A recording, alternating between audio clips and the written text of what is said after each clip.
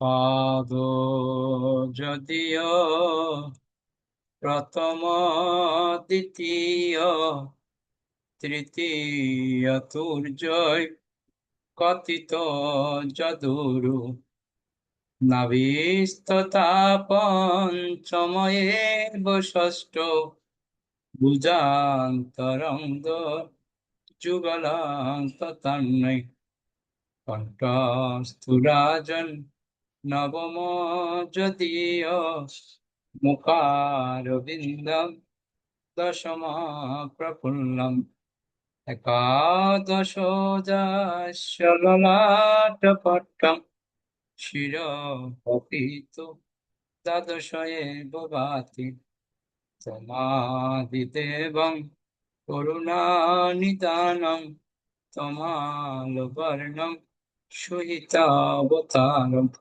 অপার সংসার সমুদ্র সেতুং ভজামহে ভাগবত স্বরূপম। ওম নমো ভগবতে বাসুদেবায়। ওম নমো ভগবতে বাসুদেবায়। ওম নমো ভগবতে বাসুদেবায়। নারায়ণং নমস্কৃত্যং নরং চৈব নরোত্তমং দেবীং সরস্বতীং ব্যাসো ততো জয়ন্তি। মুখং করোতি বাচালং পঙ্গু লঙ্ঘয়তে গিরিং যৎকৃপাতমহং বন্দে পরমানন্দমাধবং। শ্রী গুরু দিনতারিণ শ্রী সুতল পরমেশ্বর।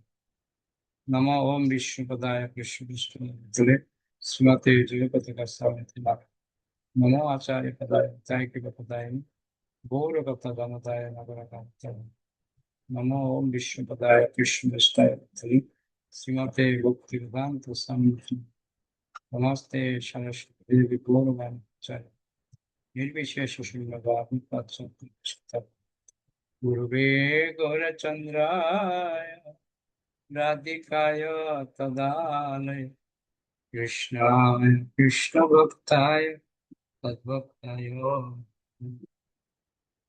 হরে কৃষ্ণ।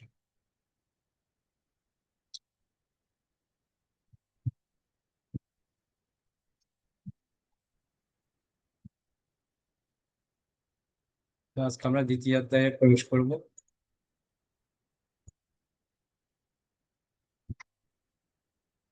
দ্বিতীয় অধ্যায়ের নাম হচ্ছে হৃদয় অভ্যন্তরস্থ ভগবান। বুঝা গেল? হৃদয় অভ্যন্তরস্থ ভগবান। এক নম্বর শ্লোকের অনুবাদ করবেন অচ্যুতানন্দ প্রভু, 2 নম্বর শ্লোকের অনুবাদ করবেন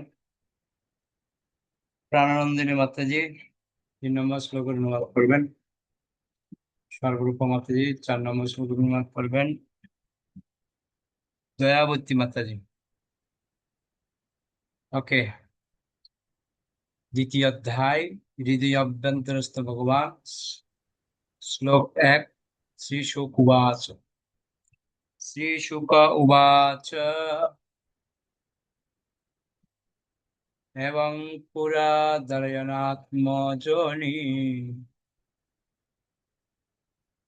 এবং পুরা দর্শনাত্মজনি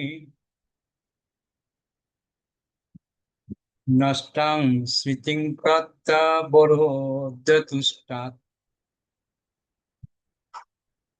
তথা সসর্জে দমোপবিদৃষ্টি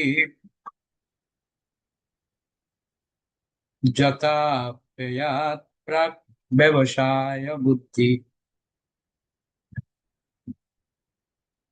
হরে কৃষ্ণ প্রণাম। অনুবাদ।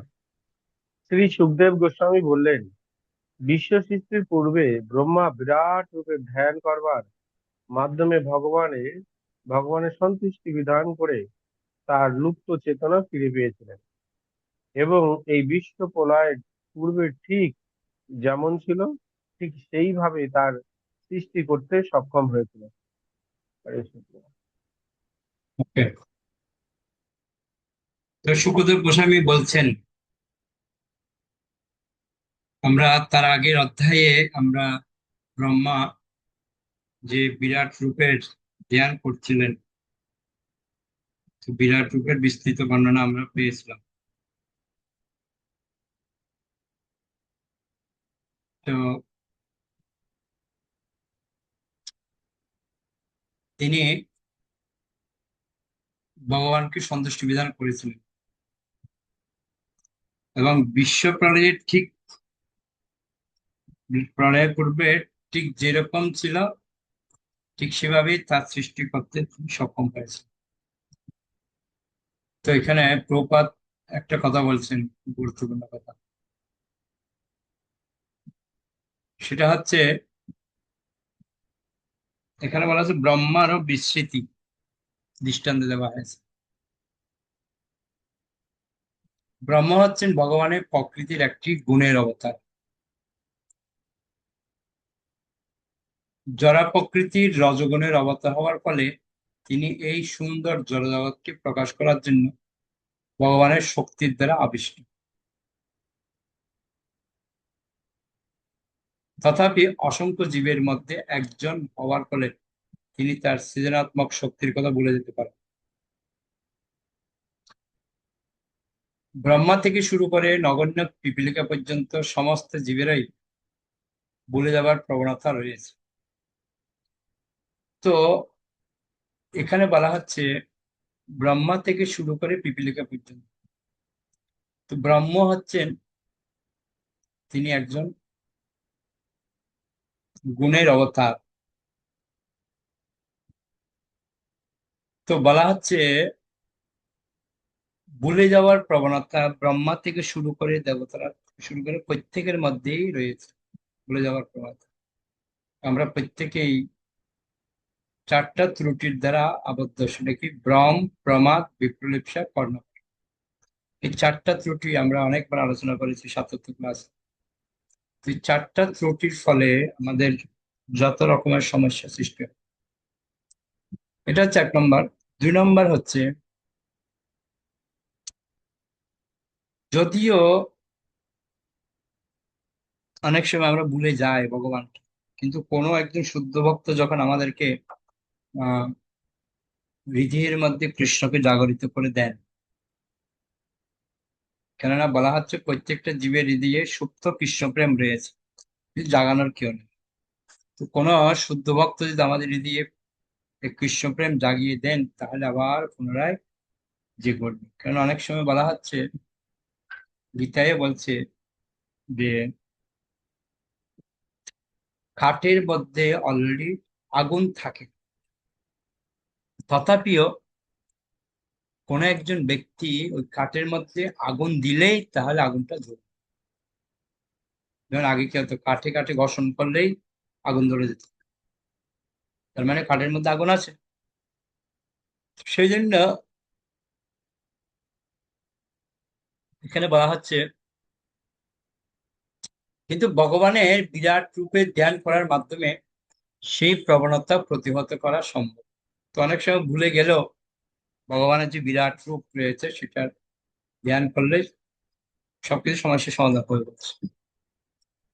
তো মনুষ্য জন্ম লাভ করার ফলে সেই সুযোগ পাওয়া যায়, এবং কোনো মানুষ যদি শ্রীমদ্ ভাগবতের উপদেশ অনুসরণ করেন এবং ভগবান বিরাট রূপে ধ্যান করতে শুরু করেন, তাহলে তার শুদ্ধ চেতনার পুনর্জাগরণ হবে। তো বিশেষ করে ভাগবত, এই ভাগবতের যে জ্ঞান রয়েছে সেটা যদি আমরা হৃদয়ঙ্গম করতে পারি, ভাগবতের জ্ঞান, তাহলে আমরা আমাদের যে শুদ্ধ চেতনা রয়েছে সেটা পুনর্জাগরণ, আর তখন ভগবানের সঙ্গে তার মৃত্যু সম্পর্কের কথা ভুলে যাওয়ার প্রবণতা ও প্রতিহত হবে। যে ভগবানের সাথে আমাদের একটা দূরত্ব হয়ে গেছে সম্পর্কটা, সেটাও ঠিক হয়ে যাবে। তো সেই সম্বন্ধে এখানে এবং ভগবদ গীতার দ্বিতীয় অধ্যায় 41 নম্বর শ্লোকে বর্ণনা করা হয়েছে, জীবের এই জ্ঞান উদয়ের ফলে ভগবত ভক্তির উদয় হয়, যা প্রতিটি জীবেরই পরম প্রিয়। ভগবত ধাম অন্তহীন, তাই সেখানে ভগবানের সহকারী অনন্ত। ভগবদ গীতার 13 অধ্যায় 14 নম্বর শ্লোকে বলা হয়েছে যে ভগবানের হাত, পা, চোখ এবং মুখ তার সৃষ্টির সর্বত্র রয়েছে, অর্থাৎ তার বিভিন্ন অংশে জীবেরা তার সহায়ক, এবং তাদের সকলের কর্তব্য বিশেষভাবে ভগবানের সেবা করা। দেখুন, সব কথার মূল কথা ঘুরে ঘুরে একটাই কথা, সেটা হচ্ছে কি ভগবানের সেবা করা। যেটা আমরা ভগবানের সেবা করতে গেলে আমাদের গায়ের মধ্যে যেন 104 ডিগ্রি জ্বর ওঠে, বুঝা গেল? কিন্তু শাস্ত্রে বলা হচ্ছে ভগবানের সেবা নিজের হাতে করলে যে আনন্দ অপরকে দিয়ে করিয়ে সেই আনন্দ পাওয়া যায়। ওকে, তো বলা হচ্ছে বদ্ধজীবী এমনকি ব্রহ্মা পর্যন্ত সকলের অহংকার প্রসূত মায়ার মোহিনী শক্তির প্রভাবে সে কথা ভুলে যায়। তো সবকিছুর পিছনে হচ্ছে মায়া, মোহ, যার কারণে আমাদের সমস্যাগুলো হয়। যদি আমাদের ভগবত চেতনার উন্মেষের ফলে এই অহংকার থেকে মুক্ত হওয়া যায়। মুক্তি শব্দটির অর্থ হচ্ছে বিস্মৃতির সুষুপ্তি থেকে জেগে উঠে ভগবানের প্রেমময়ী সেবায় যুক্ত হওয়া, যা এখানে ব্রহ্মার দৃষ্টান্তের মাধ্যমে বোঝানো হয়েছে। ব্রহ্মার এই সেবা মুক্ত অবস্থায় সেবার দৃষ্টান্ত, যা ভ্রান্তিপূর্ণ এবং বিস্মৃতিপূর্ণ তথাকথিত পরোপকারের সেবার থেকে সম্পূর্ণ ভিন্ন। মুক্তি কখনোই নিষ্ক্রিয় নয়, পক্ষান্তরে তা হচ্ছে ত্রুটিবিহীন সেবা। এখানে একটা কথা না বললেই নয়, সেটা হচ্ছে আমাদের যেহেতু আমাদের মধ্যে বিস্মৃতি হয়, মানে স্মৃতি নষ্ট হয়, তো সেখানে আমাদেরকে একটা বুদ্ধির প্রয়োগ করাতে হবে। সেই বুদ্ধির নাম হচ্ছে কি ব্যবসায়িত্মিক বুদ্ধি, অর্থাৎ নিশ্চয়াত্মিক বুদ্ধি। এই বুদ্ধি যদি আমাদের মধ্যে হৃদয়ে যদি আমরা প্রবেশ করাতে পারি, বা বুদ্ধি যদি আমাদের উদয় হয়, তাহলে আমরা শুদ্ধ চেতনার মাধ্যমে পুনর্জাগরণ হতে পারব। তো সেজন্য বলা হচ্ছে এই শ্লোকে, পূর্বে যে ব্রহ্মা বিরাট রূপের ধ্যান করেছেন সেই সূত্ররেখা টেনে আনা হয়েছে। আমরা আগের অধ্যায়ে পড়েছিলাম, সেখানে একটা প্রশ্ন কি ছিল, এমন কেউ কি আছেন যিনি বিরাট রূপের উপর ধ্যান করে সাফল্য অর্জন করেছিলেন? তো উত্তর হচ্ছে ব্রহ্মাজি। পূর্বে ব্রহ্মাজি বিরাট রূপের ধ্যান করার মাধ্যমে বিশ্ব সৃষ্টি করেছিলেন, বুঝতে পারছেন? তো একজন মৃত্যু পথযাত্রী মানুষের কি করা উচিত? প্রশ্নের উত্তরে কোনো কোনো ঋষি স্বর্গ লাভের জন্য কর্মকাণ্ডের পরামর্শ দিতে পারে, যা বেদে অনুমোদিত। এখন সুখদেব গোস্বামী এই সম্পর্কে তার মতামত দিলেন। এখন একটা বিষয় হচ্ছে, দ্বিতীয় অধ্যায় থেকে আমরা 7 অধ্যায় পর্যন্ত, এটা হচ্ছে কর্মকাণ্ডের যে কথাগুলো আছে সেই কর্মকাণ্ডকে প্রত্যাখ্যান করা হচ্ছে, আর এবং মুক্তির পথ মহিমান্বিত, যে মুক্তির পথ যেটা, সেটা আমাদেরকে সামনে নিয়ে আসতে হবে। Okay? আশা করি আপনারা বুঝতে পারছেন। 2 নম্বর শ্লোক, প্রাণানন্দের মাত্র কি প্রশ্ন? হরে কৃষ্ণ প্রভু, প্রণাম। প্রভু, এখানে এই যে বিরাট রূপ, আগের অধ্যায়ে আমরা ডিটেলস ভালো করে পড়লাম। প্রভু, বিরাট রূপ আর বিশ্বরূপের মধ্যে পার্থক্যটা কিরকম? বিরাট রূপেই বিশ্বরূপ। ও আচ্ছা, আচ্ছা। আরেকটা প্রশ্ন প্রভু, এই যে ব্রহ্মার কথা আমরা জানতে পারছি, ব্রহ্মার সব পড়ছি এখন, এই ব্রহ্মা কি জড় জগতে অবস্থান করেন না চিন্ময় জগতে অবস্থান করেন? ব্রহ্মা তো এই একটা ব্রহ্মাণ্ডের এই ব্রহ্মাণ্ডের মধ্যে অবস্থিত। ব্রহ্মাণ্ডের মধ্যে। আপনি এর আগে বলেছিলেন যে পাতাল লোক থেকে ব্রহ্মলোক পর্যন্ত যে এটা, দ্বাদশ ভুবন, সেখানেই মানে ব্রহ্মাই নেই, আমাদের উপরে যে 7টা লোক রয়েছে, ব্রহ্মলোক অব্দি। এই 7টা লোকের সর্বোচ্চ লোক যেটা সত্য লোক, হ্যাঁ, ওখানে ব্রহ্মা থাকে। সত্য লোকে, আচ্ছা। এটা ব্রহ্মলোকও বলে। তো সর্বোচ্চ লোকের উপরে হচ্ছে ব্রহ্মা। এই ব্রহ্মাণ্ডের মধ্যে, এই যে চতুর্দশ ভুবনের যে ব্রহ্মাণ্ড, এর বাইরে না কিন্তু, এই ভুবনের মধ্যে, তাহলে চতুর্দশ কি প্রভু ব্রহ্মা কি তাহলে এই আমাদের এই এখতিয়ারের মধ্যেই পড়ছেন, মানে জড় জগতের মধ্যেই পড়ছেন উনি, না চিন্ময় জগতে না চলে না না যাচ্ছে? না, জড় জগৎ চিন্ময় জগৎ নাই তো। আমরা হচ্ছি এই, আমরা আছি কত নম্বরে? আমরা আছি 7 নম্বরে। হ্যাঁ হ্যাঁ, হ্যাঁ। নিচে আমাদের 7টা, এর উপর হচ্ছে আমরা 8টা, 8 নম্বরে। এবার এর উপর থেকে উঠবে ভূ, ভুব, স, ত, তারপর হচ্ছে উম ব্রহ্মলোক পর্যন্ত এক একটা যে লোক রয়েছে, প্রত্যেকটা লোকের উপর যেতে যেতে যেতে যেতে উপরে, সবার উপরে হচ্ছে ব্রহ্মলোক। ঠিক আছে? ভূ, ভুব, স, তপলোক, মহলোক, জনলোক, হ্যাঁ, সত্যলোক। এই যে এক একটা নিচে, যেমন অতল, বিতল, তলাতল, রসাতল, মহাতল, পাতাল। এই যে এরকম যে লোক রয়েছে, পুরো একটা ব্রহ্মাণ্ডকে নিয়েই এই চতুর্দশ ভুবন। বোঝা গেল? আমরা এই ব্রহ্মাণ্ডের মধ্যে আছি। বুঝতে পারছেন? ব্রহ্মা সত্য লোকে আছেন, তাই তো?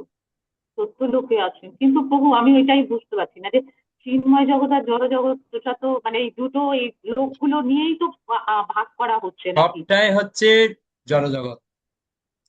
সবটাই? সবটাই জড়জগৎ, এই ব্রহ্মাণ্ডটাই হচ্ছে পুরোটাই জড়জগৎ। আচ্ছা। জড়জগতের ঊর্ধ্বে হচ্ছে চিন্ময় জগৎ। ঠিক আছে? ঠিক আছে প্রভু। কেননা চিন্ময় জগৎ তো বৈকুণ্ঠ, তারপরে গোলক বৃন্দাবন। কেননা ব্রহ্মলোক থেকেও আমাদেরকে জগতে ফিরে আসতে হয়। তো সেজন্য এই জড় জগতের প্রভাব তো রয়েছে না পুরোটা। হ্যাঁ হ্যাঁ হ্যাঁ প্রভু। ওকে, 2 নম্বর শ্লোক।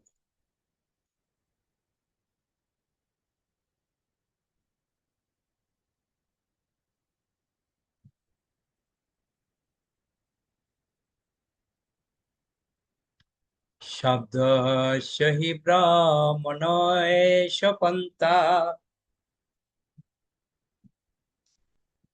জন্নাম বিদ্যায়তি ধীরা পার্থৈ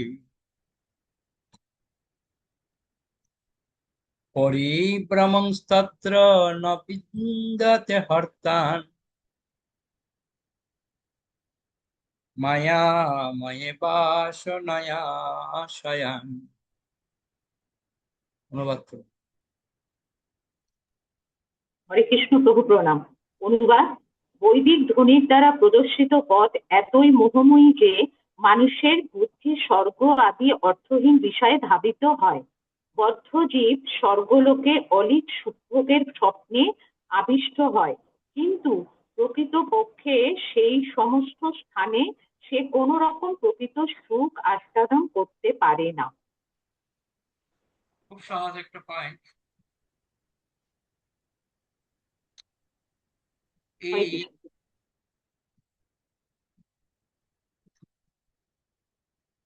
এমন একটা পথ রয়েছে যেটা হচ্ছে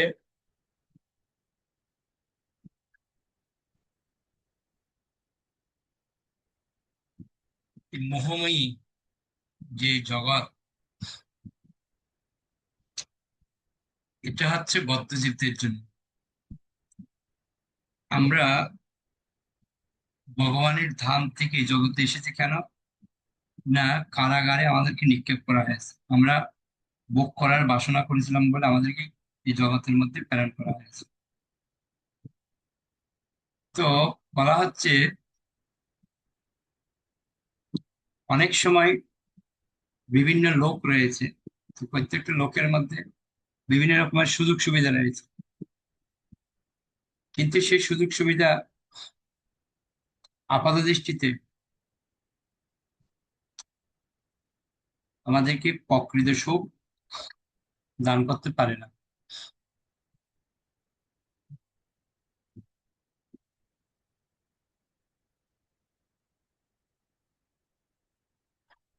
তো প্রপাত বলছেন তাৎপর্যের মধ্যে,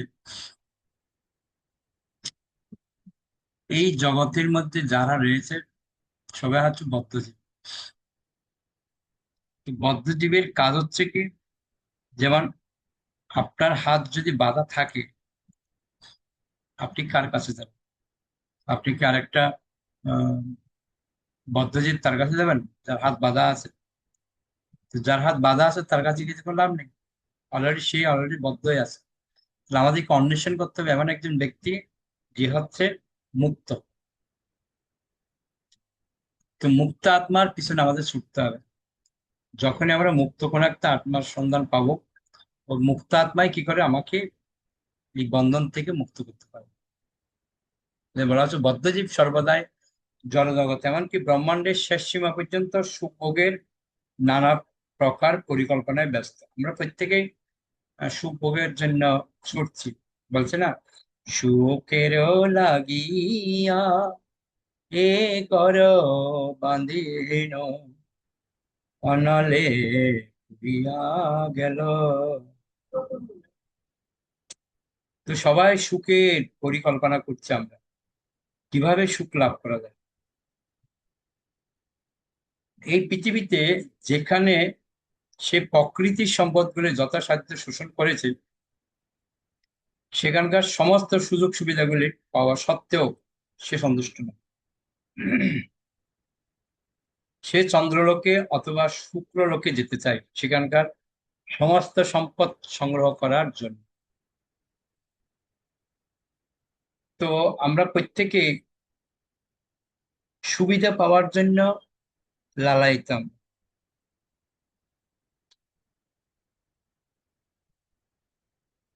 কেন না বলা হচ্ছে, কিন্তু ভগবান ভগবদ গীতার অষ্টম অধ্যায় 16 নম্বর শ্লোকে এই ব্রহ্মাণ্ডের অসংখ্য গ্রহের এবং অন্যান্য ব্রহ্মাণ্ডের সমস্ত গ্রহের সারহীনতা সম্বন্ধে সতর্ক করে দিয়েছেন। অসংখ্য ব্রহ্মাণ্ড রয়েছে এবং সেই সমস্ত ব্রহ্মাণ্ডে অসংখ্য গ্রহ রয়েছে, কিন্তু তাদের কোনটি জড় অস্তিত্বের মুখ্য ক্লেশ সমূহ অর্থাৎ জন্মের ক্লেশ, মৃত্যুর ক্লেশ, বার্ধক্যের ক্লেশ এবং ব্যাধির ক্লেশ থেকে মুক্ত নয়। আমাদের প্রাণানন্দের মতো যে প্রশ্নটা করেছিলেন, এই ব্রহ্মাণ্ড, প্রত্যেকটা ব্রহ্মাণ্ডের মধ্যে এই ক্লেশগুলি অলরেডি রয়েছে, জন্ম, মৃত্যু, জরা, ব্যাধি। ভগবান বলেছেন যে সর্বোচ্চ লোক ব্রহ্মলোক বা সত্য লোকও উপরোক্ত জড় দুঃখ দুর্দশাগুলির জন্য সুখে বসবাস করার উপযুক্ত স্থান নয়। এমনকি ব্রহ্মলোক পর্যন্ত আমাদের জন্য উপযুক্ত স্থান নয়, ওখানেও দুঃখ দুর্দশা রয়েছে। তাহলে স্বর্গলোক আদি অন্যান্য লোকের কি কথা? ব্রহ্মলোকের নিচে হচ্ছে স্বর্গলোক, ঠিক আছে? ওখানে তো অলরেডি দুঃখ থাকবেই।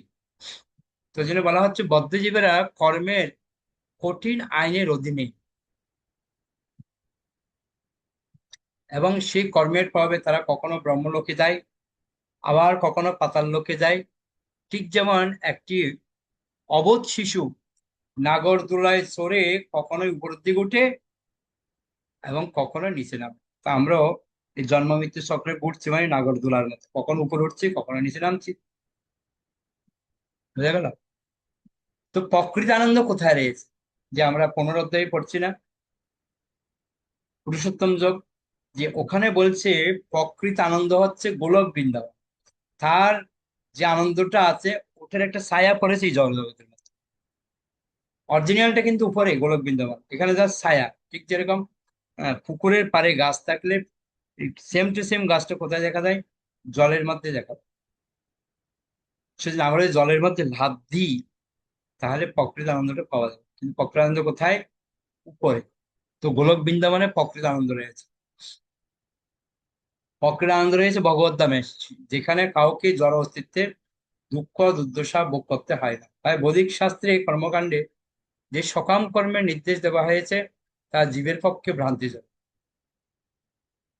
এই যে কর্মকাণ্ড, আমাদের তো বেশিরভাগ লোকেরা কর্মকাণ্ড আর জ্ঞানকাণ্ড নিয়ে আমরা ব্যস্ত। যে মহাপ্রভু বলছে, কর্মকাণ্ড জ্ঞানকাণ্ড কেবলে বিষয়ের কাণ্ড, অমৃত বলিয়া জিবা খায়, নানা জনি ভ্রমণ করে কদর্য ভক্ষণ করে, তারই জন্ম অধপতনে। তো কর্মকাণ্ড হচ্ছে খুব খারাপ। তাই বৈদিক শাস্ত্রের কর্মকাণ্ডে যে সকাম কর্মের নির্দেশ দেওয়া হয়েছে তা জীবের পক্ষে ভ্রান্তিজনক। মানুষ দেশ দেশান্তরে অথবা গ্রহ থেকে গ্রহান্তরে উচ্চতর জীবনের আশা করে কিন্তু এই জড়জগতের কোথাও তার জীবনের প্রকৃত বাসনা অর্থাৎ নিত্য জীবন, পূর্ণ জ্ঞান এবং পূর্ণ আনন্দ সে লাভ করতে পারে না। বুঝতে পারলেন? যে কর্মকাণ্ড হচ্ছে আমাদের ছাড়তে হবে। মানুষ দেশ দেশান্তরে অথবা গ্রহ থেকে গ্রহান্তরে উন্নততর জীবনের আশা করে, কিন্তু এই জড়জগতের কোথাও তার জীবনের প্রকৃত বাসনা অর্থাৎ নিত্য জীবন, পূর্ণ জ্ঞান এবং পূর্ণানন্দ সে লাভ করতে পারে না। পরোক্ষভাবে ছিল সুখদেব গোস্বামী প্রতিপন্ন করেছেন যে তার জীবনের অন্তিম সময়ে মহারাজ পরীক্ষিত যেন তথাকথিত স্বর্গলোকে উন্নীত হওয়ার বাসনা না করেন। পরীক্ষিত মহারাজ করে যেন স্বর্গে যাওয়ার বাসনা না করেন। পক্ষান্তরে তার প্রকৃতালয় ভগবত ধামে ফিরে যাওয়ার জন্য নিজেকে প্রস্তুত করেন। জড়জগতের কোনো গ্রহলোকই অথবা জীবন ধারণের জন্য সেখানকার সুযোগ সুবিধাগুলি চিরস্থায়ী নয়। তাই সে কখন অনিত্য সুখ ভোগের ব্যাপারে বাস্তবিক অনিচ্ছা পোষণ করা কর্তব্য। একটা জিনিস সেখানে আমাদের ক্লিয়ার করেছেন, আমরা যত এই জগতে ভোগ করার বাসনায় লিপ্ত হব ততই আমাদের মধ্যে ভোগান্তির সংখ্যাটা বাড়বে। কারণ আমরা সবাই জানি ভোগের অপর নাম হচ্ছে ভোগান্তি। আপনি বিরিয়ানি, পনির, পোলাও একদম কবজি ডুবিয়ে খেয়েছেন, এবার ভোগান্তি তো শুরু হবে না? কতদিন প্রবলেম শুরু হবে পেটের মধ্যে, এই সেই একটা পর একটা লেগেই থাকবে। তো ওই জন্য অনেক সময় বলে প্রত্যেকটা ক্রিয়ার একটা বিপরীত প্রতিক্রিয়া আছে। তো আমাদের তো প্রতিক্রিয়া দেখাবে না। তো আমাদের একটা কথা হচ্ছে, অনিত্য যে সুখ ভোগের ব্যাপারে আমরা প্রত্যেকেই মনে করছি এটাই মনে হয় সুখ, এর উপরে মানে আর সুখ আছে কি আদৌ কারো জানা নেই। তো অনিত্য সুখ এই ভোগের ব্যাপারে আমরা এমন ভাবে আসক্তি হয়েছি, যার ফলস্বরূপ আমাদেরকে পুনরপি জনমং পুনরপি মরণং, বারবার জন্ম মৃত্যুর চক্রে আমাদেরকে আবদ্ধ হতে হচ্ছে। বুঝতে পারছেন? 3 নম্বর শ্লোক।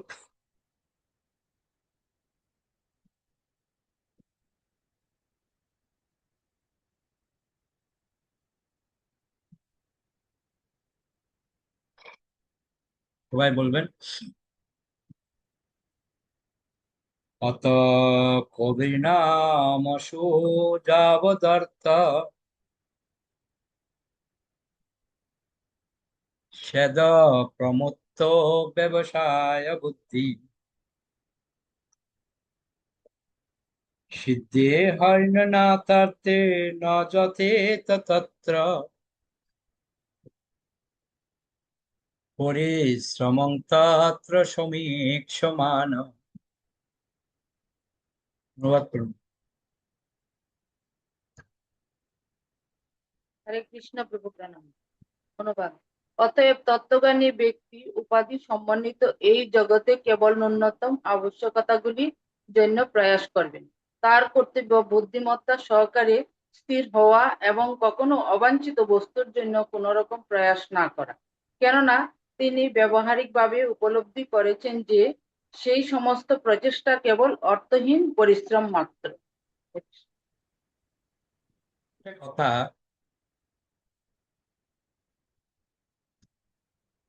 বারবার প্রভুপাদ গোস্বামী আমাদেরকে বলে আসছেন, অত্যাহারা প্রয়াস হচ্ছে অজল্প নিয়ম। এই যে কথাগুলি আমাদেরকে পড়িয়েছেন উপদেশামৃত গ্রন্থে, এখানে একই কথা বলছে। যিনি সত্যিকার অর্থে তত্ত্বজ্ঞানী ব্যক্তি, তার কি দরকার প্রয়াস করার জন্য? শুধুমাত্র কোন জিনিসটা প্রয়াস করে? তার নিত্য নৈমিত্তিক যেটা দরকার সেটাই। এই জন্য বলা হচ্ছে বুদ্ধিমান ব্যক্তি হচ্ছে সেই যে কখনো কোনো কিছু লাভ করার জন্য প্রয়াস করে না, কেননা তিনি হচ্ছেন বাস্তবিক ভাবে তিনি উপলব্ধি করেন বিষয়গুলো। তো এই ধরনের প্রচেষ্টা কেবল অর্থহীন পরিশ্রম মাত্র। দেখা,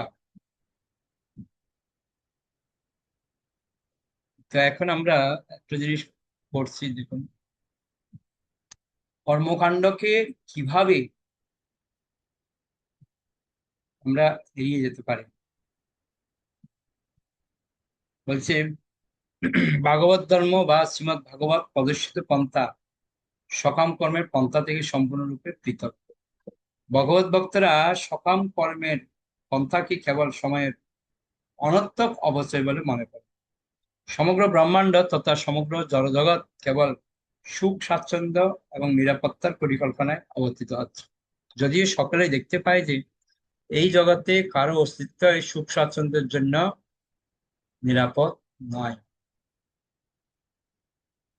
জীবনের কোনো অবস্থাতেই মানুষ সুখ স্বাচ্ছন্দ্যময় অথবা নিরাপদ হতে পারে না।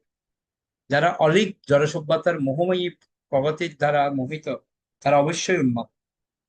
জড়সৃষ্টি কেবল নামের বোঝবাজি, প্রকৃতপক্ষে তা কেবল মাটি, জল, আগুন ইত্যাদি জড় পদার্থের বিভ্রান্তিকর সমন্বয় ছাড়া আর কিছু না। তো একটা কথা বলছে, আমরা যত বেশি সুখ স্বাচ্ছন্দ্যে থাকবো, তত আমাদের জন্য দুঃখ ডেকে নিয়ে আসবে।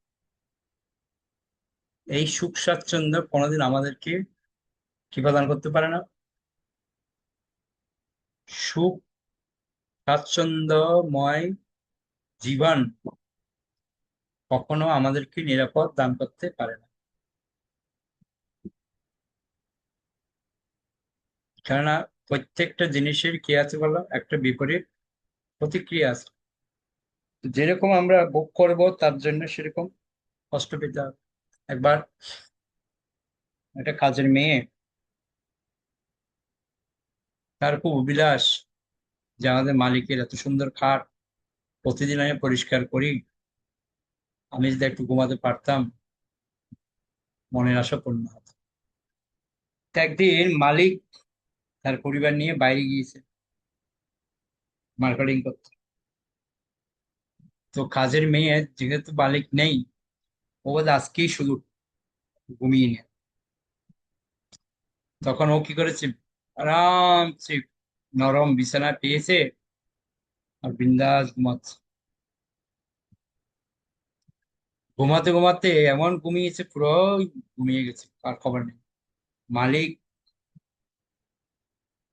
এসে দরজার যখন আওয়াজ করছে, দেখেছে কোনো সাড়া শব্দ নেই। তখন ডুপ্লিকেট চাবি ব্যবহার করে মালিক যখন গেট খুললো, দেখছি কাজের মেয়ে আহা বিন্দাস শুয়ে আছে। তখন বলছে, এই তোর এত বড় সাহস আমার বেডরুমে গিয়ে আমার বিছানায় শুয়ে পড়া, এত বড় সাহস হলো কি করে? কোনো কথা নেই, তৎক্ষণাৎ প্যান্টের মধ্যে বেল্ট ছিল, বেল্টটা খুলে বের করে কাজের মেয়েটা কি মার, মার কাকে বলে। এবার যে মারছে মেয়েটা হাসছে, আর এই মারছে মেয়েটা হাসছে, এ মারছে মেয়েটা হাসছে।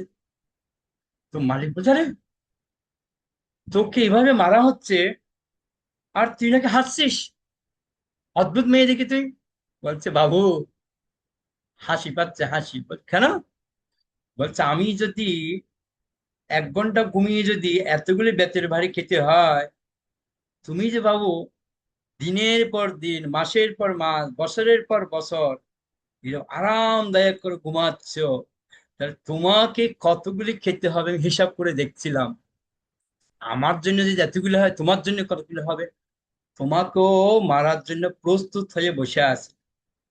তখন হঠাৎ করে মালিকের হৃদয়ের মধ্যে লেগেছে কতটা, আচ্ছা তাই তো, ও যদি একটুখানি সুখ ভোগ করেছে তার জন্য যদি এত পানিশমেন্ট হয়, আমি যত সুখ ভোগ করছি আমার জন্য কিরকম পানিশমেন্ট হবে? এটা হচ্ছে ব্যাপার। তো এখানে একই কথা বলছে, এই সুখ স্বাচ্ছন্দ্য কোনোদিন আমাদেরকে নিরাপদ দিতে পারে না।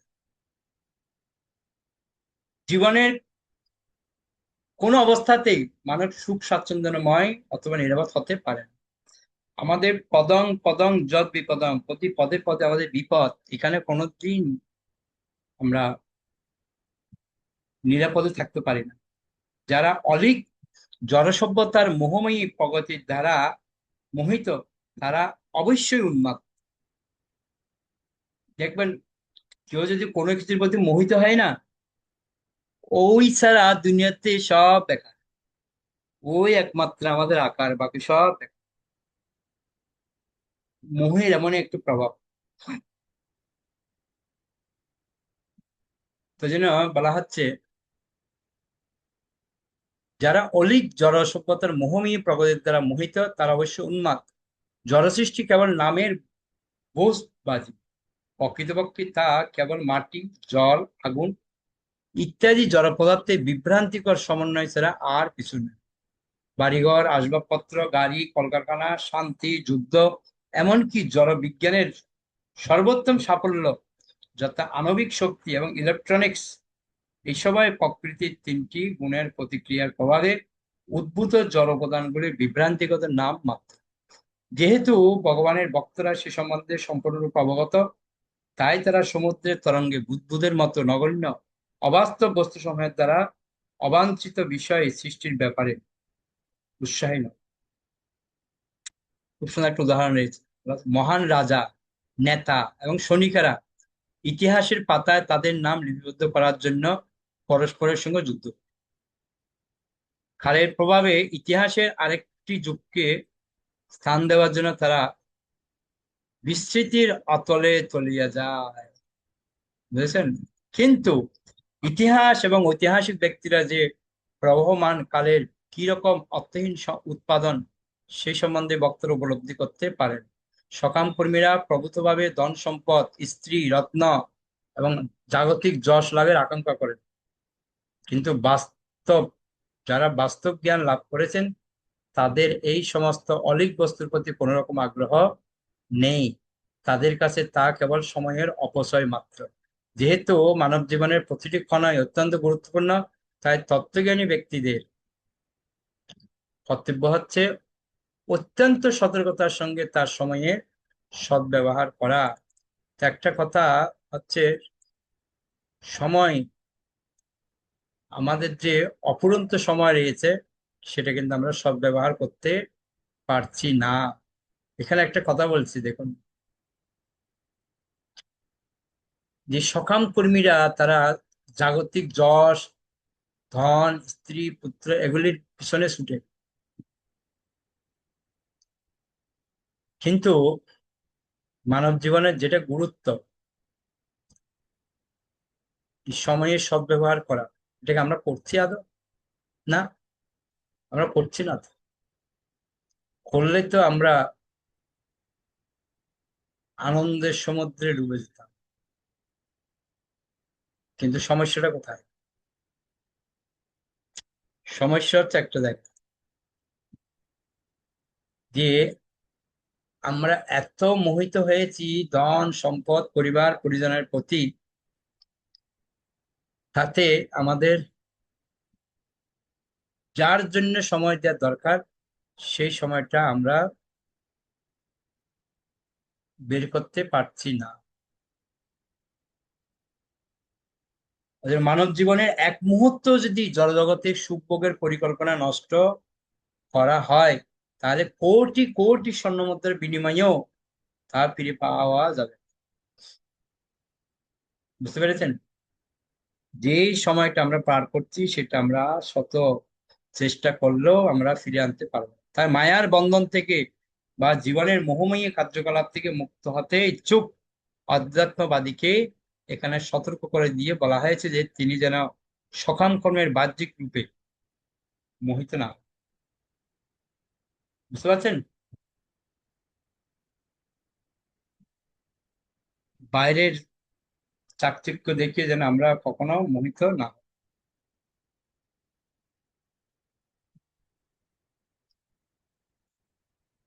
এখানে একটা কথা বলছে, ইন্দ্রিয়ের তৃপ্তি সাধন করা কখনোই মানব জীবনের উদ্দেশ্য নয়। মানব জীবনের উদ্দেশ্য হচ্ছে আত্মতত্ত্বজ্ঞান লাভ করা।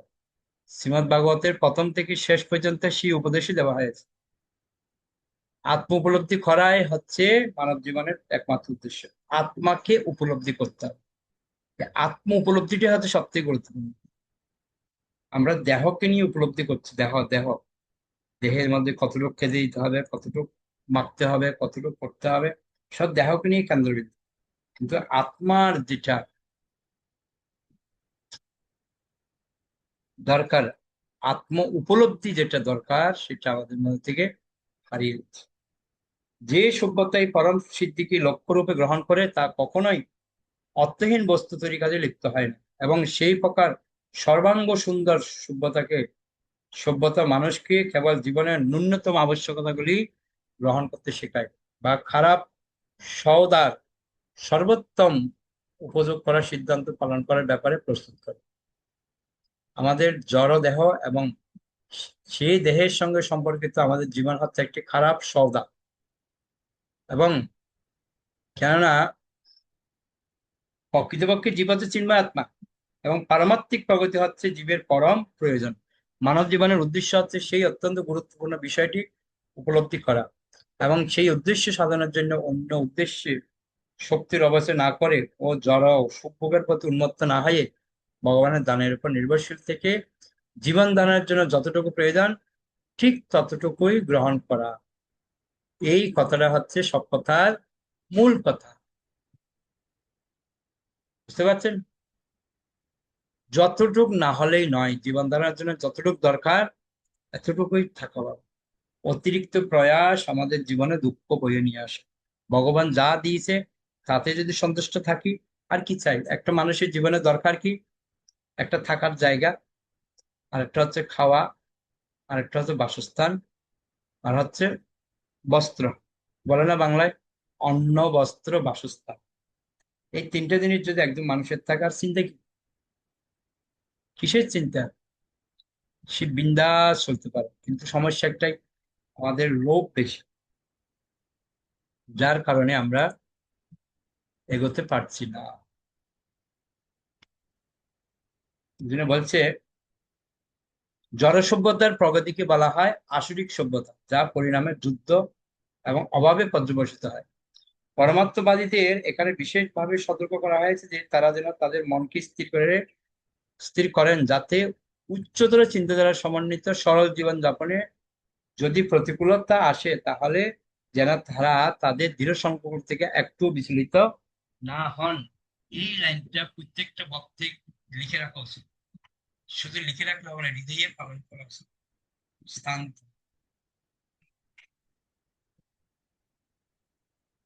ভগবান আমাদেরকে যতটুকু দিয়েছেন তাতেই সন্তুষ্ট হয়ে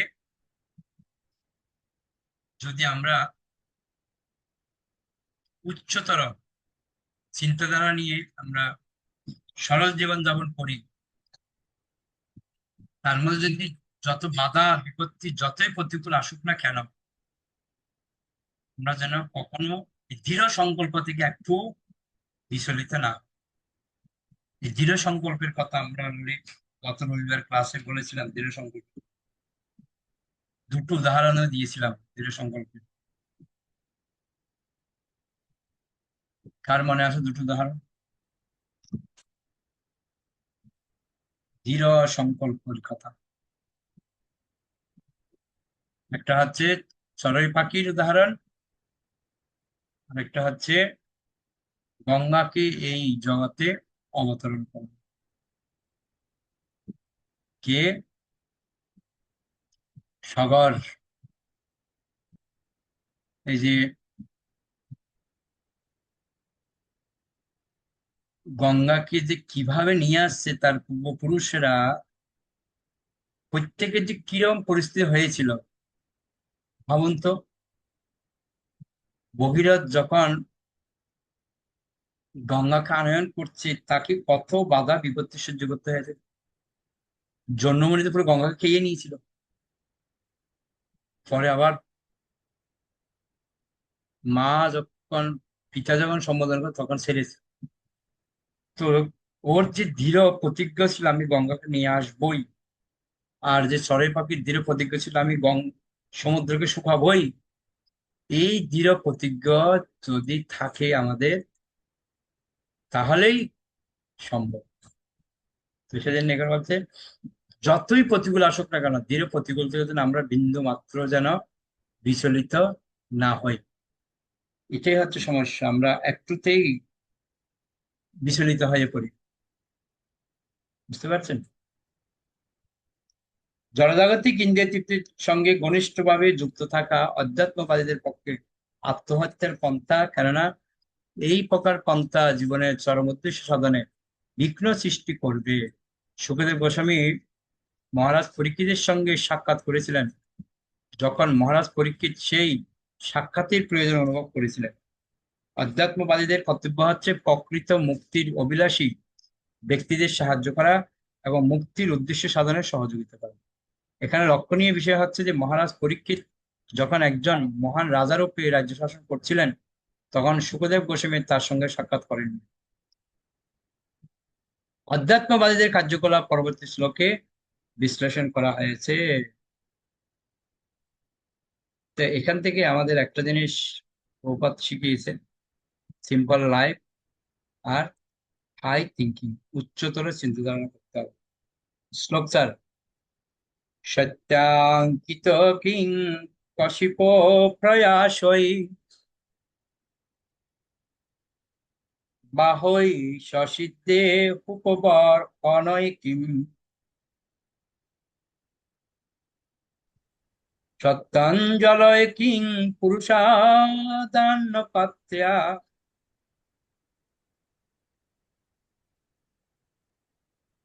দিগ্বল কলাদৈ সতি কিং দুকুলে।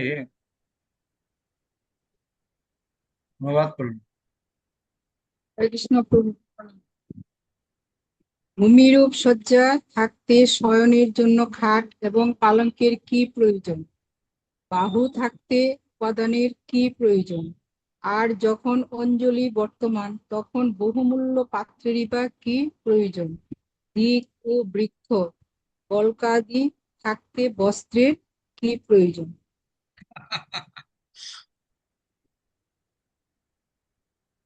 খুব সুন্দর কথা বলছি, দেখুন।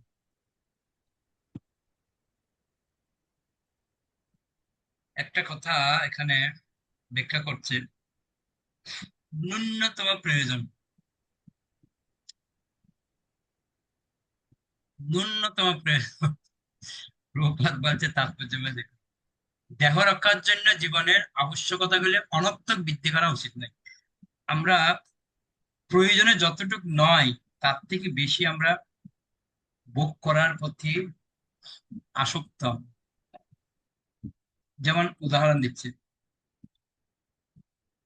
এই প্রকার মায়িক সুখের অন্বেষণে মানব শক্তি অর্থহীন ভাবে নষ্ট হয়। অর্থই হচ্ছে আমাদের সবকিছুর মূল, অর্থই অনর্থের মূল কারণ। এই অর্থই আমাদেরকে এত নিচে নামিয়ে দিচ্ছে, আমাদের এই বাহ্যিক জ্ঞান আমরা হারিয়ে ফেলছি অর্থের জন্য। শুধু একটাই কারণ, প্রয়োজনের অতিরিক্ত আমাদের প্রয়াস আর চাহিদা। না হলেই চলে, কিন্তু একটু আরাম, একটা আয়েশ, এটাই হচ্ছে মূল কারণ। বলছি দেখুন, এটা শুনলে মাথা খারাপ হয়ে যাবে সবার, ভক্তদের বিশেষ করে ঘুম হারাম হয়ে যাবে। বুঝতে পারছেন? একটা লাইন পড়েন, এক তাৎপর্যের মধ্যে সর্বরূপা মাতাজি দ্বিতীয় লাইন পড়ুন, জ্যোতি মেজেতে, ওখান থেকে পড়ুন।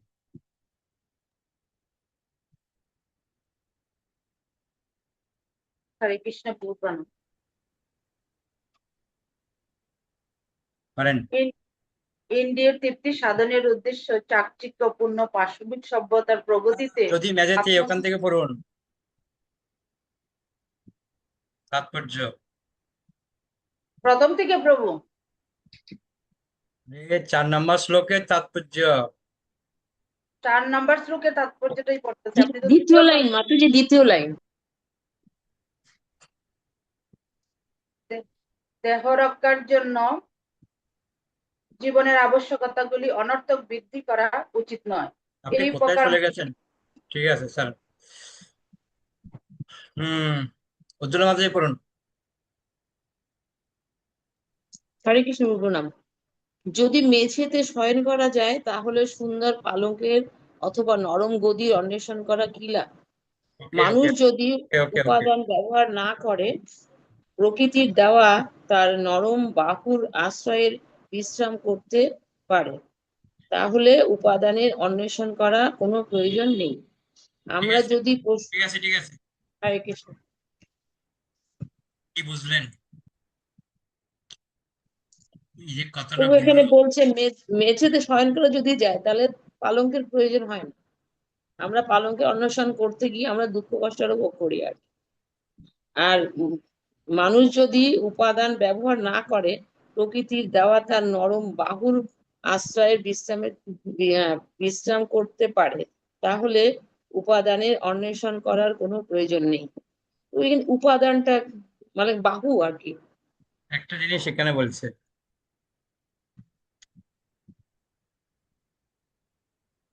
বলছে গদি আছে না, গদি পালঙ্কের মধ্যে আমরা বালিশ যাকে বলি, গদি বালিশ দিয়ে আরামসে ঘুমাবো, যে একটা নরম জায়গাতে ঘুমাবো। তো ওটা যদি ব্যবহার না করে প্রকৃতির দেয়া তার নরম বাহুর আশ্রয়ে হাত, মাথার নিচে হাত দিয়ে যখন ঘুমায়, হ্যাঁ,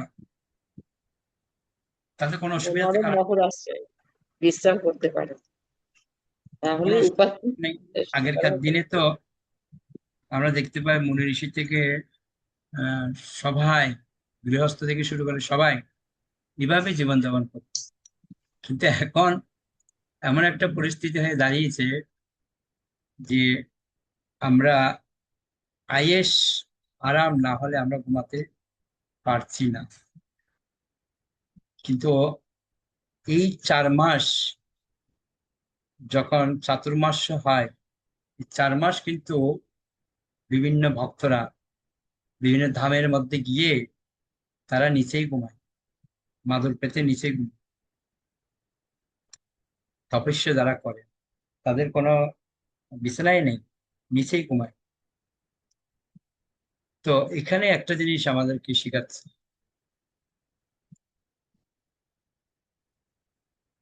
আমরা যদি পশুদের জীবন পর্যালোচনা করি তাহলে আমরা দেখতে পাই যে বড় বাড়ি, আসবাবপত্র এবং অন্যান্য গৃহস্থলী সামগ্রী তৈরি করার বুদ্ধি তাদের নেই, কিন্তু তবুও খোলা আকাশের নিচে শয়ন করে তারা সুস্থ জীবন যাপন করে।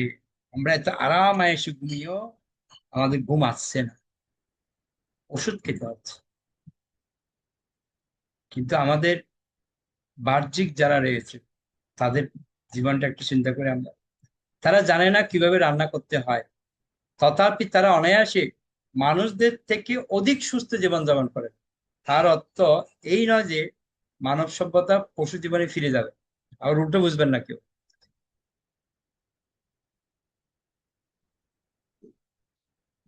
কেউ যেন উল্টো না বোঝে।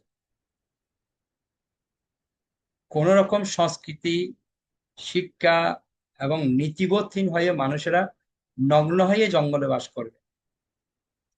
বুদ্ধিমান মানুষ কখনো পশুর মতো জীবনযাপন করতে পারে না। পক্ষান্তরে মানুষের কর্তব্য হচ্ছে শিল্পকলা, বিজ্ঞান, কাব্য এবং দর্শনে তার বুদ্ধিমত্তার যথার্থ সদ্ব্যবহার করার চেষ্টা করে। এভাবে মানুষ মানব সভ্যতার প্রগতি সাধন করতে পারে। কিন্তু এখানে ছিল সুখদেব গোস্বামী যে ধারণাটি প্রদান করেছেন সেটি হচ্ছে পশুদের থেকে অনেক উন্নত মানুষের সংরক্ষিত শক্তি কেবল আত্মতত্ত্ব উপলব্ধির জন্য ব্যবহার করা উচিত। মানব সভ্যতার প্রগতির লক্ষণ হওয়া উচিত ভগবানের সঙ্গে আমাদের হারিয়ে যাওয়া সম্পর্কের পুনঃপ্রতিষ্ঠা করা, কেননা মানব ব্যতীত অন্য কোনো জীবনে তা সম্ভব নয়। এই মনুষ্য জন্ম পায়া রাধা কৃষ্ণ না বুঝিয়া, জানিয়া শুনিয়া বিষ খায়। এই যে আমরা ভগবানের সাথে যে আমাদের একটা সম্পর্ক ছিল, যে সম্পর্কটা হারিয়ে গেছে, এটা পুনরায় প্রতিষ্ঠা করতে হবে। এটাই হচ্ছে মানব জীবনের উদ্দেশ্য, কিন্তু আমরা ভুলে গেছি। আকাশ কুসুম, তাই সদৃশ জড়জগতের নিরর্থকতা সম্বন্ধে মানুষের যথাযথভাবে অবগত হওয়া উচিত, এবং তাই মানুষের কর্তব্য হচ্ছে জীবনের সমস্ত দুঃখ দুর্দশার সমাধান করা। আমাদের যে জন্ম মৃত্যু জরা ব্যাধি চারটা হচ্ছে মুখ্য উদ্দেশ্য, এই দুর্দশার সমাধান আমাদেরকে খুঁজে বের করতে হবে। ইন্দ্রিয়ের তৃপ্তি সাধনের উদ্দেশ্যে চাকচিক্যপূর্ণ পাশবিক সভ্যতার প্রগতিতে আত্মতৃপ্ত হয়ে থাকা একটি মস্ত বড় ভ্রম, এবং এই প্রকার সভ্যতাকে সভ্যতা বলা যায় না। বুঝতে পারছেন? এই প্রকার অর্থহীন কার্যকলাপের ফলে মানুষ মায়ার বন্ধনে আবদ্ধ হয়ে আছে। পুরাকালে মহান মুনি ঋষিরা সুন্দর আসবাবপত্র এবং জীবনের সুযোগ সুবিধায় পরিপূর্ণ প্রাসাদগম গৃহে বাস করতেন না। তারা কোথায় বাস করতেন তাহলে? তারা পর্ণ কুটিরে অথবা উপবনে বাস করতেন এবং ভূমিতে ভূবেশন করতেন। তথাপি তারা সর্বতভাবে পূর্ণ জ্ঞানের অন্তহীন ভান্ডার রেখে গিয়েছেন। আমরা প্রভুপাদের জীবন লীলাতেও পড়ছি, প্রভুপাদের যে অফিসগুলি ছিল, প্রভুপাদ নিচেই বসতেন, নিচে মাদুর পাত্র গদি পেতে দিত, গদির মধ্যে বসতেন, চেয়ার টেবিলের ছিল না। কিন্তু এখন আমরা আধুনিকতার ছোঁয়ায় চেয়ার টেবিল করছি, আগে কিন্তু নিচেই বসে সবকিছু হতো, খাওয়া দাওয়া নিচে, পড়া নিচে, সবকিছু নিচে। কিন্তু এখন আস্তে আস্তে আমরা ঐতিহ্যকে আমরা হারিয়ে ফেলছি। ছিল রূপ গোস্বামী এবং ছিল সনাতন গোস্বামী, ছিলেন উচ্চ পদস্থ রাজমন্ত্রী, কিন্তু তারা এক একটি বৃক্ষের নিচে এক একটি রাত্রি যাপন করে অপাকৃত জ্ঞানের এক অন্তহীন রচনা ভাণ্ডার রেখে গেছে। সুন্দর আসবাবপত্রে সজ্জিত এবং আধুনিক সুযোগ সুবিধায় পরিপূর্ণ গৃহে বাস করা তো দূরের কথা, তারা একটি গাছের নিচে 2 রাত্রি পর্যন্ত থাকতেন না। কিন্তু তা সত্ত্বেও তারা আত্মতত্ত্ব উপলব্ধির সবচাইতে গুরুত্বপূর্ণ রচনাবলী আমাদের দিয়ে গেছেন। বুঝা গেল? আচ্ছা, একটা জিনিস আমরা একটু বিচার করতে পারি, তাদের কিছু ছিলই না, ওই জন্য চুরি হবার কোনো ভয় নেই। পূর্ণ ছিল ভগবানের প্রতি শরণাপন্ন, আর আমাদের অনেক কিছু আছে, ওই জন্য ভয় আমাদের রয়েছে। বুঝতে পারছো?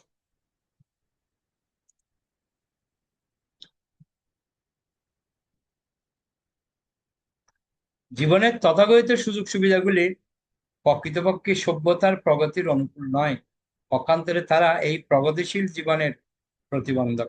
চতুর্বর্ণ এবং চতুরাশ্রমের ভিত্তিতে প্রতিষ্ঠিত সনাতন ধর্মের প্রথায় জীবনের সুখময় প্রাপ্তির জন্য পর্যাপ্ত সুযোগ এবং প্রয়োজনীয় নির্দেশ দেওয়া হয়েছে, এবং সেই প্রথার অনুশীলনকারী ব্যক্তি তার জীবনের বাঞ্ছিত লক্ষ্য প্রাপ্ত হওয়ার জন্য স্বেচ্ছায় সন্ন্যাস আশ্রম গ্রহণ করেন। কেউ যদি জীবনের শুরু থেকে ত্যাগ এবং নিঃস্বার্থের জীবন যাপনে অভ্যস্ত না হন, তবে ছিল শুকদেব গোস্বামীর নির্দেশ অনুসারে তার জীবনের পরবর্তী অধ্যায়ে তা অনুশীলন করার চেষ্টা করা উচিত। তা না হলে তা ঈপ্সিত সাফল্য লাভে সহায়ক হবে। এই একটা জিনিস আমি ভাবছিলাম, সেটা হচ্ছে একজন ব্যক্তি, আজকে একটা মৃত্যু সংবাদ শুনলাম, যে ব্যক্তিটা মৃত্যু সংবাদ শুনলাম অনেক বয়স্ক কিন্তু অনেক বড় ধনী। ওনার জীবন কাহিনীতে উনি চেয়েছে আমি এই করব, এটা করব, উম, অনেক কিছু প্ল্যান বানিয়েছিলেন, করব করব করব করব, এই করবো সেই করবো, তার জন্য অনেক দূর এগিয়েও গেছেন। কিন্তু এত কিছু করতে গিয়ে নিজের উপর যে কিছু দায়িত্ব কর্তব্য, এগুলির প্রতি অবহেলা হয়ে গেছে। আমি চোখে দেখেছি, খাবার দাবার খাচ্ছে না, সময় রান্না করার সময় নেই, এই সেই ব্যস্ততা। কিন্তু নিজেকে নিয়ে তো একটু চিন্তা করতে হবে। সাধন ভজনের ব্যাপারে রয়েছে, সাধু সঙ্গের ব্যাপারে রয়েছে, কত কিছু রয়েছে জীবন। তো এই জন্য আমরা বৃহৎ কিছু করব এরকম প্ল্যান করতে থাকি, প্ল্যান করতে থাকি, কিন্তু এক সময় আমরা বলে যাই মাস্টার প্ল্যান যতক্ষণ পর্যন্ত ভগবান না করছেন, এতক্ষণ আমরা আমাদের কার্যক্রমে সফলতা লাভ করতে পারবো। এটা যে বাস্তব সত্যি কথা।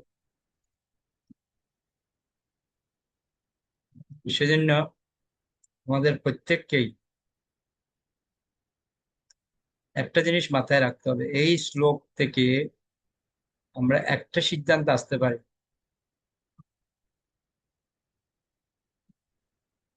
রূপ গোস্বামী, সনাতন গোস্বামী, তাদের কি কোনো কিছু কমতি ছিল? কিসের অভাব ছিল? কিন্তু তারা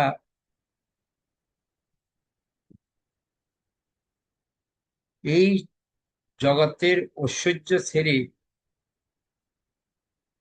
ভগবানের প্রতি আসক্ত হয়েছে, যার কারণে ভগবান তাদেরকে সফলতা প্রদান করেছে। তা আমাদেরও জীবন কাহিনীগুলি একটু পাল্টানো দরকার, বলে না সবাই? পাল্টানো দরকার, আমাদের একটু পাল্টানো দরকার। আমাদের যেই হারে আমরা সময়ের অপচয় করি বা অর্থের অপচয় করি, মনে করবেন না এগুলির কপিও দিতে হবে না। সবকিছু কপি তো আমাদের দিতে হবে, বুঝতে পারছেন? সেজন্য লাস্ট যে কথাটা বললেন, প্রপাত, ত্যাগ এবং নিঃস্বার্থ, আমরা যদি প্রথম থেকেই, জীবনের প্রথম থেকে যদি আমরা ত্যাগ করতে শিখি আর নিঃস্বার্থ হতে শিখি, তাহলে সেটা আমাদের আধ্যাত্মিক অনুশীলনের জন্য সাফল্য লাভে সহায়ক হবে। যে যে আশ্রমে থাকি না কেন, চতুর্বর্ণম মায়া সৃষ্টম, যে চতুর্বর্ণ আর চতুর আশ্রম, এই দুটোর মধ্যেই আমরা যেটাতে থাকি না কেন, আমাদের যে নির্দেশ রয়েছে, এই চাকচিক্য পূর্ণ পাশবিক সভ্যতা, যে আমরা ভ্রম মনে করছি না এটাই মনে হয় সব থেকে বড়, কিন্তু এটার পিছনে সময় দিতে গিয়ে আমাদের আরামদায়ক গৃহ, আরামদায়ক প্রাসাদ এবং আরামদায়ক আসবাবপত্র প্রতি আমরা এত আকৃষ্ট হচ্ছি, যার ফলস্বরূপ আমরা আমাদের যে অস্তিত্ব ছিল, সেই অস্তিত্ব আমরা ভুলে গেছি। আমাদের অস্তিত্ব কি? আমি চিন্ময় আত্মা, স্থূল জড় দেহ নাই। এই দেহটা কিন্তু আমি নই, এটা আমরা মুখেই বলি, কিন্তু বাস্তবে কেউ প্রতিপালন করছি না। এ হচ্ছে সমস্যা। বুঝাতে পারলাম? তো সেজন্য আমাদের প্রত্যেকেরই মায়ার বন্ধন থেকে আমরা কি করে মুক্ত হতে পারি, সেই চিন্তায় মগ্ন হতে হবে। প্রভুপাদ আমাদেরকে বলছেন অন্ন, বস্ত্র, বাসস্থান, তিনটা জিনিসই দরকার একজন মানুষ। বাসস্থান কি দরকার? একটা কোনো রকম থাকার জায়গা হলে যথেষ্ট। আর দুবেলা দুমুঠো যেন আমরা খেতে পারি। বস্ত্র যতটুকু না পড়লেই নয়, আমার বিশাল দামের পড়তে হবে, বিশাল আলমারি ভর্তি রাখতে হবে না। আমরা জগতের মধ্যে সুখ কিভাবে খুঁজি জানেন?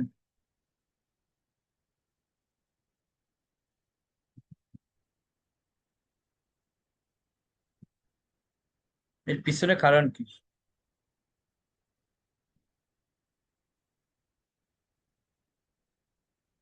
তো বলতে পারেন,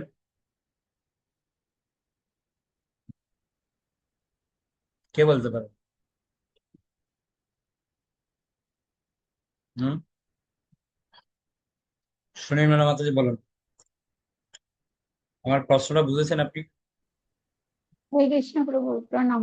হ্যাঁ, আপনি বলেছেন যে আমরা সুখ কেন খুঁজি, এর পেছনে কারণ কি, এটা কারণ বলেছেন। সুখ খুঁজি তো প্রভু নিজে ভালো থাকার জন্য, নিজে কি করে ভালো থাকবো। ওকে, আর দীপ্তি কিছু না। মাতাজি। হরে কৃষ্ণ প্রভু। প্রভু, ইন্দ্রিয় তৃপ্তি মানে যতটা পারি আমার মানে ভালো লাগাটা যেন আরো বেশি হয়, এটা ইন্দ্রিয় তৃপ্তির জন্য সেটা। ইন্দ্রিয়কে সন্তুষ্টি বিধান করার জন্য আমরা ভোগ, বিলাস, ঐশ্বর্যের প্রতি আমরা ধাবিত হচ্ছি। কিন্তু প্রভুপাদের জীবন কাহিনীতে আমরা দেখতে পাই কিভাবে অট্টালিকা তৈরি করেছেন, কিন্তু সিম্পল ভাবে জীবনযাপন করেছেন। তো আমরা যতদিন না পর্যন্ত